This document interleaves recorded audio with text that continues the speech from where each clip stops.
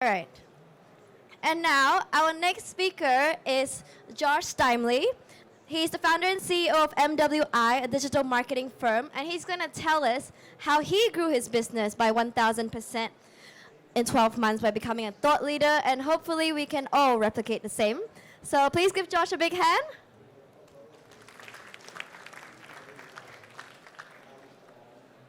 Hi, everybody. You guys enjoying this so far? You getting some good marketing tips? Ways to grow your business? Oh, I don't need it. There's just one slide. I just have one slide. I don't need a clicker. It would defeat the purpose. So, how many of you are actively engaged in startups right now? Okay, quite a few of you. How many of you are involved in marketing? And that includes everybody in a startup, because if you're in a startup, you are involved in marketing. So I have some marketers in the room as well. All right. So, again, my name's Joshua Steimle. Steimle rhymes with timely. I live in Hong Kong with my wife and my 2 kids. I run a digital marketing agency called MWI. And I'm also a runner. I enjoy trail running. I enjoy skateboarding. Do we have any skateboarders in the audience? I'm all alone. Sad to be all alone in the world. So, I also enjoy writing. I started writing when I was a kid, just always enjoyed it. And over the past few years, I've written over 200 articles for publications like Mashable, TechCrunch, Forbes, Inc., Entrepreneur, Time, and 10 or 20 others. So I really enjoy writing. I enjoy that side of the marketing process. And my business, we have offices in the US, we have offices in Hong Kong. We have about 15 people right now. We're going to be at 20 real soon. We should be at about 40 people by the end of the year. Things are going pretty well today, but that's not the way that it always was for me in my business. I started the business in 1999 when I was a university student, and I thought I knew what I was doing, but I was completely ignorant about the entrepreneurial process and how to run a business. I didn't really know about marketing. I didn't really know anything about sales. And the business struggled for a number of years. There were ups and downs, there were good times, there were bad times. But about 3 years ago, my business almost went out of business. It was because we got hit by a few disasters business-wise. One of the disasters was that I was at this point in the business where previously I had had full-time employees, I had 10 people working for me, but I had gone through some struggles, accumulated some debt, and I had to let everybody go, and I put everybody on contract. And by 2012, I was outsourcing everything. So I was running the business by myself, out of my house, managing a network of contractors, and I was outsourcing everything to one other business. That business hired a new account manager who didn't do a very good job managing my accounts, and I started to lose all of my clients very quickly. And within a few months, I was down to 3 clients. We were bringing in about $10,000 per month in revenue, US, and that was before expenses. After expenses, there wasn't anything really left over for me or to do anything extra or to pay off debt or to get ahead. So I found myself in this tough spot where I was trying to decide, do I keep running this business? Do I try to give it another go? Or do I do what all these people are telling me I should do, the people who knew me really well and knew what was going on behind the scenes, which was go out and get a real job. But I was an entrepreneur at heart. I love running a business. I love the control. I love being able to be responsible for myself, to know that whether it succeeds or fails, it's all on me. And I couldn't imagine going back and working for somebody else. I'm okay working for 100 people. I'm not okay working for one person. So I decided that I was going to stick with it, but I had to figure out how to save this business, and I had to do it really quick. And then 2 things happened, 2 really big lucky breaks. Actually, I'm going to call them blessings because I believe in God and I don't believe in coincidences. But 2 really good things happened to the business in early 2013 that saved it and turned everything around. One of these things was that I met a young man. Well, actually, I knew this young man before, but a young man came along named Corey Blake, and I decided to hire him to do sales. I had hired some salespeople before, but none of them had worked out. I'm not the greatest sales guy in the world, but I run the business. I have to know it inside and out, and I was closing deals better than any of the sales guys I had ever hired before. And this was a problem because I needed to hire a sales guy who was better than I was, but I couldn't find anybody who worked in the business. I tried this for years, just couldn't find the right person. But then I found this guy, Corey Blake, in 2013. The second thing that happened was I sat down with a friend of mine, Cheryl Connor. She's a PR wizard. And I was talking to her, asking, how do I use PR to grow my business? What can I do with PR that's going to bring attention to what I'm doing running this digital marketing agency? And one of the things I specifically wanted was I wanted to get some of those badges on my website from different publications. You know, you've seen this on websites where it says as seen in, and then they have Forbes and Inc. and all these different websites there, and I thought, well, if I could get some of those on my website, that would give me more credibility, it would help me close deals, maybe that would be a good thing to help me out. So I was talking with her, and I said, how do I get this publicity? How do I get PR? How do I get noticed? And how do I get business and leads from this? And she turned to me and she said, Josh, the trouble is your business is not very interesting. Ouch. But then she followed it up with, but your story is really interesting. Your story, not the business story, but your story as an entrepreneur, your entrepreneurial journey. And she said, you need to focus on yourself, not the business. You need to make yourself into the story, not the business. And my first reaction to that was, no thanks. I didn't want to do that. I don't like focusing on myself. I don't like talking about myself. I would much rather talk about the business. I'd rather talk about my team. I'd rather talk about my clients. I'd rather talk about what we do. I don't like talking about myself. It makes me uncomfortable. And I told her this, and she said, Josh, get over it. It's not about you. And I said, wait, didn't you just tell me it's all about me? Wait, now you're saying it's not about you? And she said, it's not about you. It's not about your ego. It's about growing your business. It's about serving your clients. It's about helping people understand how they can use digital marketing to grow their businesses.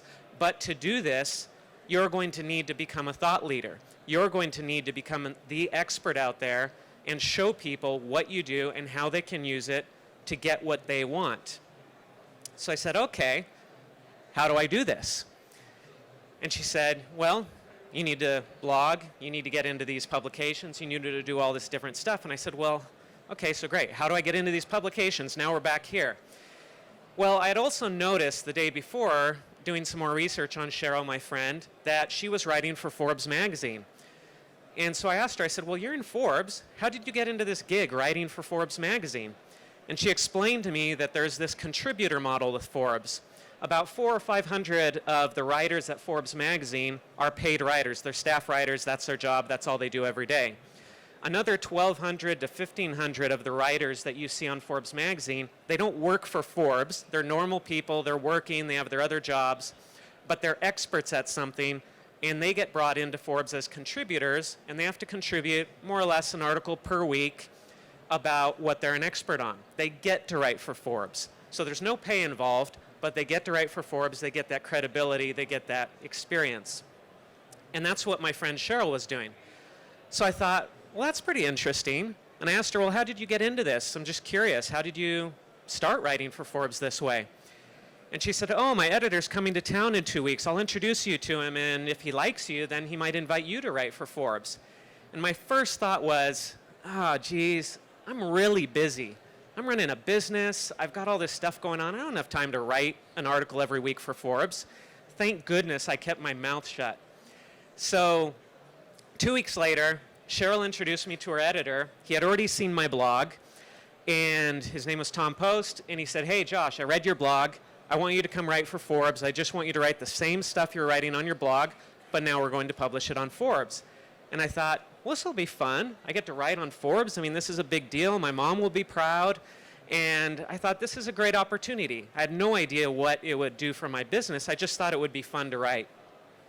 So I started writing for Forbes, and I was covering startups and entrepreneurship. I wanted to keep it really objective, and I wanted to be a real journalist and write good stuff that people would like about the startup scene. And I purposely did not write about digital marketing because I didn't want to write anything that anybody would take as being self-promotional. the last thing I wanted to do was ruin this opportunity and get kicked off of the Forbes platform. So I was writing these articles about entrepreneurship and startups, but then I noticed that there were a lot of other people writing on Forbes, and they were writing about digital marketing, and they were writing about SEO and SEM and social media marketing and all these things that I thought I should stay away from, even though I knew a lot about them, because I didn't want to promote myself. So I started looking at their articles, and I noticed that they weren't promoting themselves, at least not directly. These other people who were writing about digital marketing, they were giving out tips. They were telling people how to do things. They were giving away secrets about the business, but they would never mention their own company. And yet when I read those articles, I thought, well, this guy's an expert. This guy really knows what he's talking about. And I thought, maybe I should do this too. Maybe I should write the same kind of article. And so I thought about this, and I thought, well, what could I write? What do I know about that has not been written about before on Forbes and that people need to know? And one thing I thought about was how running a digital marketing agency, I bid on jobs, and we win some jobs, we lose some jobs. And sometimes when we lose jobs, to be honest, they go to a better firm. That's why we lose the job, is because there are firms out there sometimes that are better than my agency. But a lot of the time, we lose deals for other reasons to other firms that we don't think are as good as we are. And we think that the client's making a mistake by making that choice. And so I wrote an article for Forbes about how to hire an SEO firm the right way, and the things that somebody who's hiring an SEO firm should be looking for, the questions they should be asking. And my objective was to help people make the correct decision, not necessarily to choose my firm, but to choose the right firm for them, the best fit for them. So I wrote this article. It's called 4 Tips on How to Hire an SEO Firm.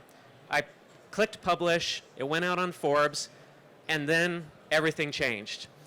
As soon as I hit publish on that article, what happened? That article went to the top of Google for anybody searching for how to hire an SEO firm.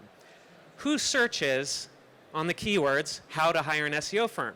It's somebody who wants to hire an SEO firm. These people were finding my article on Forbes. They'd read it. They'd say, wow, this guy has some good tips. He's on Forbes. He must know what he's talking about. Let's figure out who this guy is and let's just hire him. And then they would find my agency. And we started getting flooded with phone calls and emails and leads coming into my agency. Now again, at this point, I'm nearly broke. My business is almost out of business. But all of a sudden, the phone's ringing off the hook. We're getting tons of emails. And Corey Blake, this guy that I hired to go out and get new business for me and close deals and do sales and go out there and do sales, doesn't have time to go out and find any business because the business is finding us. We're getting too much business coming in for him to handle. So all he's doing is he's taking phone calls and he's closing deals left and right. And over the next 12 months, we went from bringing in $10,000 a month to well over $100,000 a month.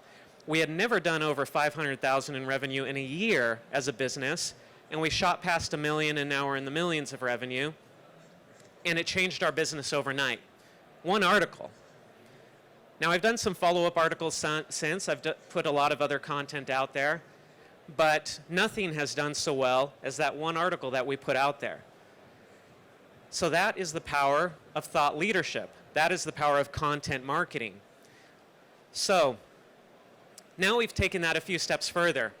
We're now doing videos. I'm out speaking like I'm here today. I have my first book coming out in another month or two. For this book, I went out and I interviewed 30 CMOs, chief marketing officers from companies like GE, PayPal, Spotify. I got some great hitters in here. And I wrote this book because we had a bad experience with a CMO. That turned into a good experience, but it started out bad. So there was a company in Hong Kong, and we were about to close a deal with this company. They're called Nexus Guard, and we had everything worked out. We had the contract in place. We knew exactly what we were going to be doing for this company, and we went to this meeting to sign the contract, to just execute it and have a kickoff meeting and say, okay, here's how we're going to do things. And we walked into the meeting, and there was this new person in the meeting, and her name was Hope Frank. And she introduced herself as the new CMO of Nexus Guard.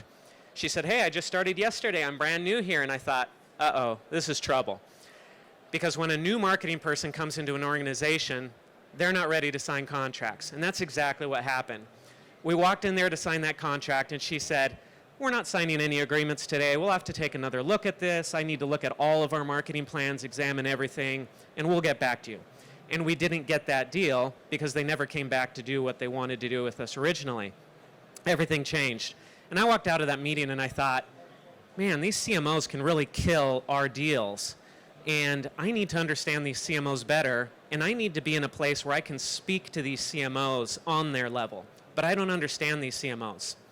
So I went out and I thought, I'm going to do some research on these CMOs. A few years ago, I had read a book called Founders at Work. This is written by Jessica Livingston. She's with Y Combinator. And I read this book and I thought it was great. And I thought, well, maybe there's a CMOs at Work book from this same series. I looked for it, couldn't find the book, contacted the publisher and said, hey, can I write CMOs at Work for your book series? And I gave them a pitch. They gave me a contract. I went out, I interviewed 30 CMOs, and I've got this book coming out in about a month or two. In fact, if you tweet to Josh Steimle and use the hashtag for the event, I'll choose one person in this room and I'll send you an autographed copy of that book when it comes out. And if you want a free chapter of the book, you can go to my Twitter profile. I've got a pinned tweet there. You can click on it. You can get a free chapter from the book. It's a interview with Seth Farbman. He's the CMO of Spotify. It's an awesome interview. It's great. Not because I interviewed him, but because he's an awesome CMO and he had great answers. So that's a step further now that we're taking in thought leadership for myself, for the business. I went out and I wrote a book about CMOs. Now that I've written this book about CMOs, I can speak to CMOs on their own level. I understand who they are. I can go to events and conferences, and now I'm that guy who went out and interviewed 30 CMOs and really knows a lot about that CMO role. I can communicate to my target audience, which part of it is CMOs.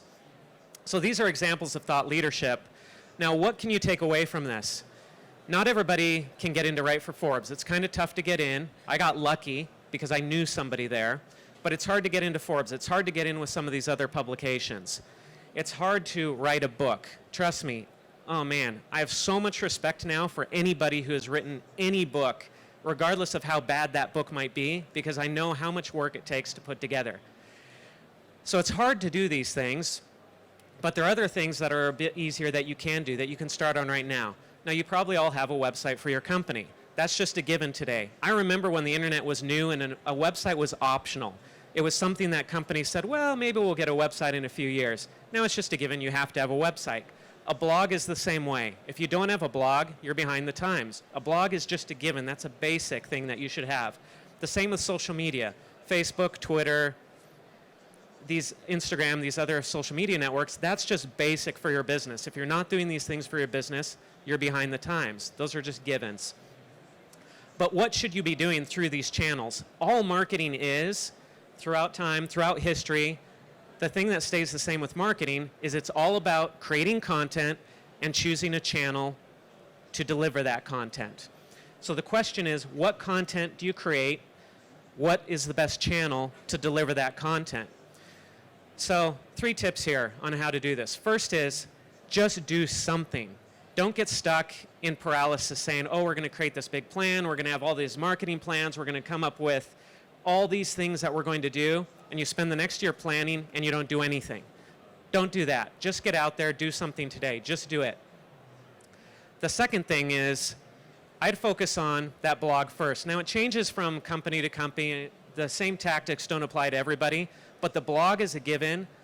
Focus on that blog. That's how I started. That's how I got into Forbes. That's how we've built our business, is primarily through blogging. What do you post on that blog? The best tip I've ever gotten is answer questions. What questions are your customers asking that you can answer on that blog? And there are really easy ways to go find out what they want to know about. One way is to just go ask them. Just go talk to your customers. What questions do they have about your services, about your products? Do surveys. Sit down with them. Take them to lunch. If you have customer service in your business, you're probably getting tons of questions right now all the time. Use those questions. You can also go to websites like Quora, and people are asking questions about your industry. You can see which questions are the most popular. You can answer those questions in a blog post on your website. And then once you have these questions answered, you optimize that for SEO, you distribute it through social media, you get it out there. Once you've written 30 or 40 of these blog posts answering questions, you put it all together, you put it into a book, you self-publish, you get it out on Amazon. Voila, you're an expert. You're a thought leader. You lead your industry. Most people are not doing these things. This isn't that hard. Sure, it takes some work, but it's not that hard. It's pretty simple to execute. And if you start today, a year from now, you can be an expert in your field, you can be a thought leader, and you might be growing your business 1,000% over the next year. Thank you very much. Thank you very much, Josh, for that very insightful talk. Now, our next